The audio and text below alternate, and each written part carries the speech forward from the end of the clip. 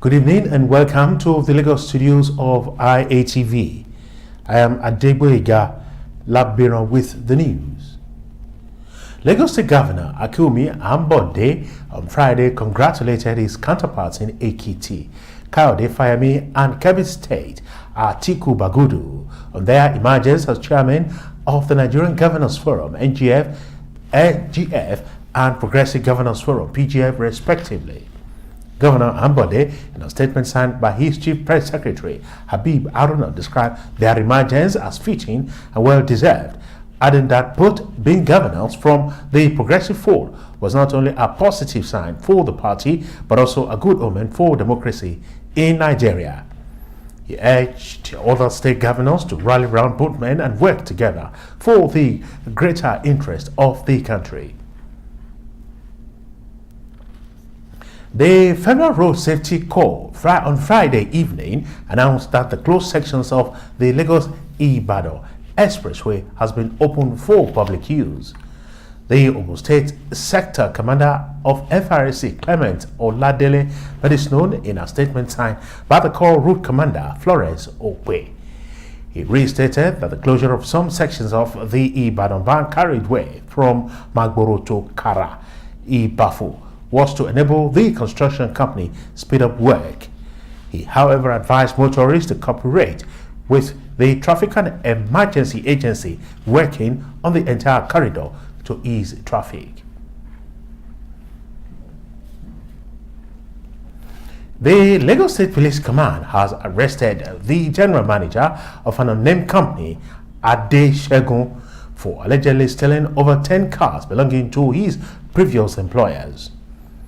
The State Commissioner of Police, Zubairu Muazu, said that Shegun applies for management positions in prominent companies with the sole aim of stealing their cars and selling them to unsuspected buyers.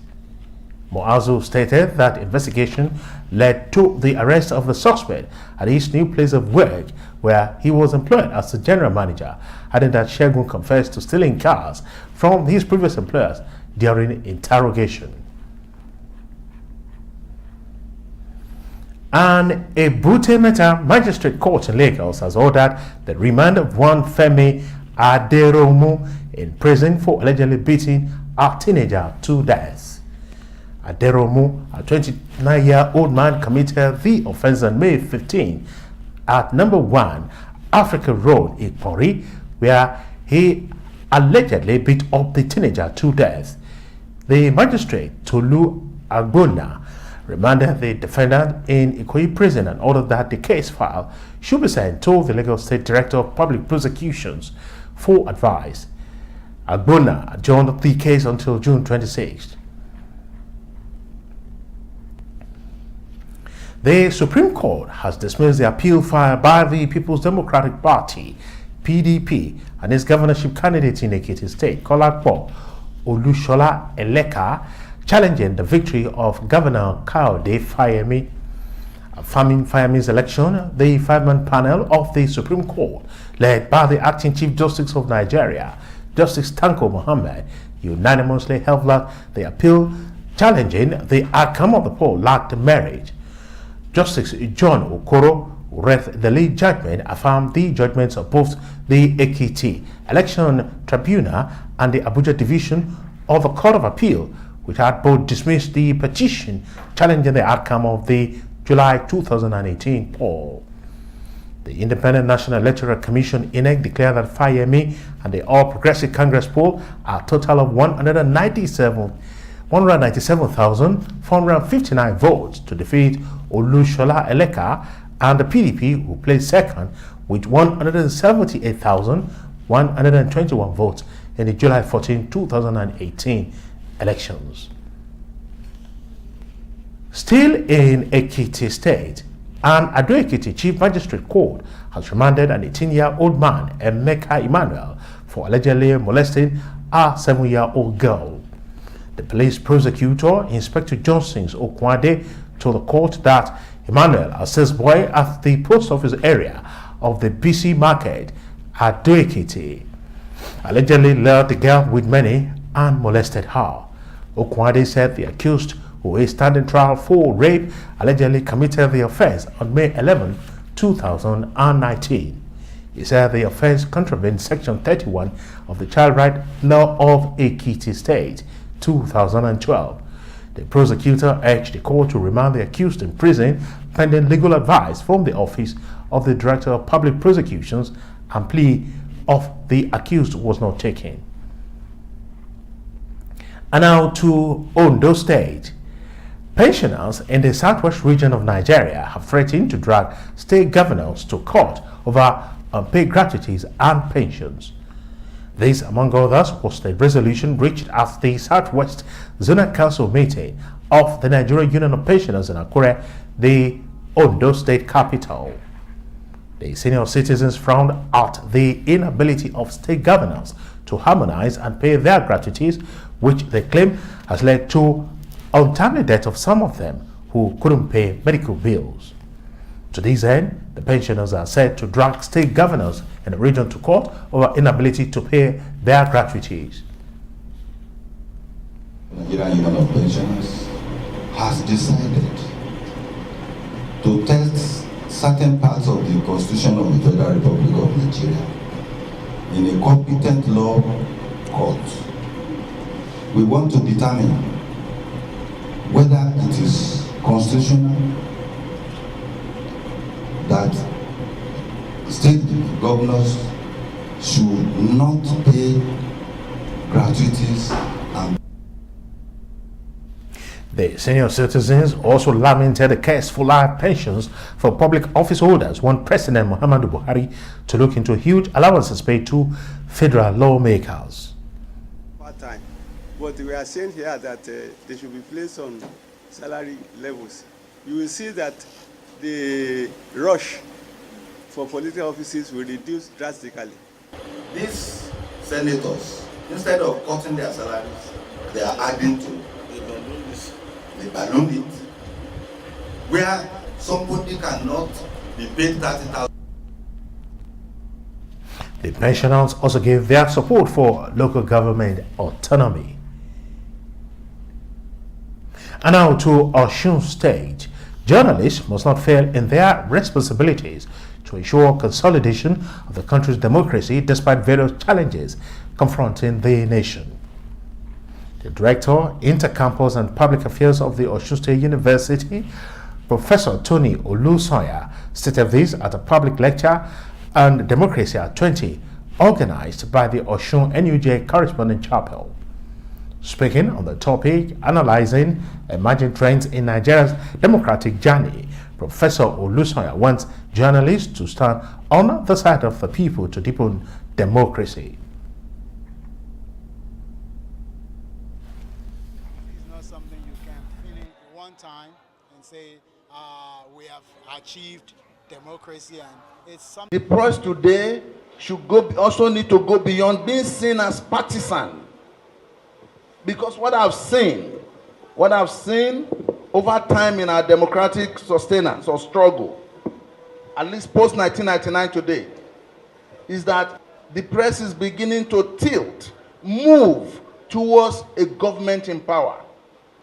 Democracy is not something you can finish one time and say, we have achieved democracy, and it's something that it's a gradual process, and it's.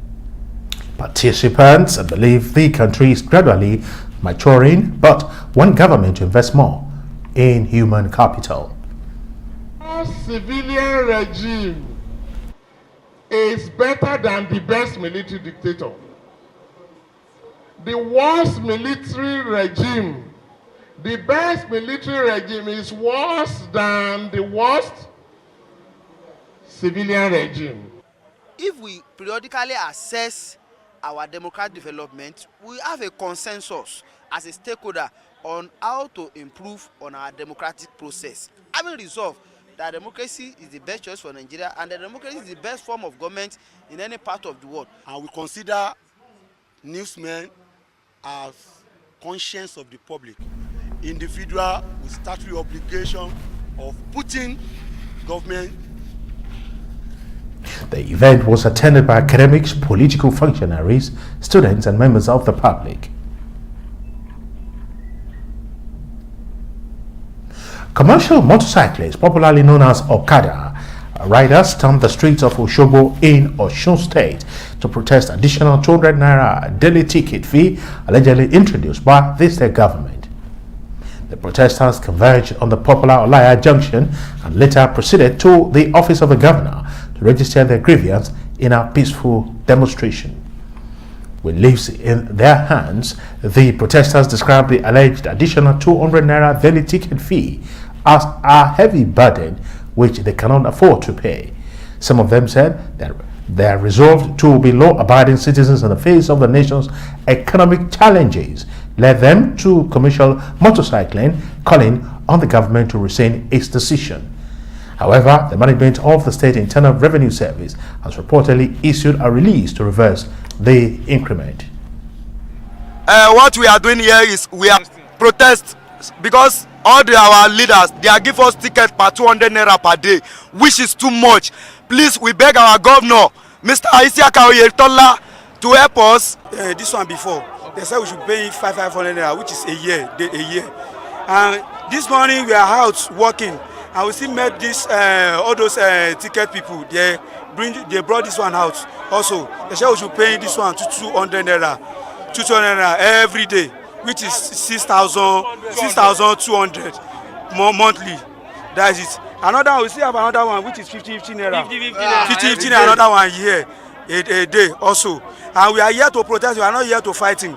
We are here just to protesting that it's too much for us to be paying 250 daily.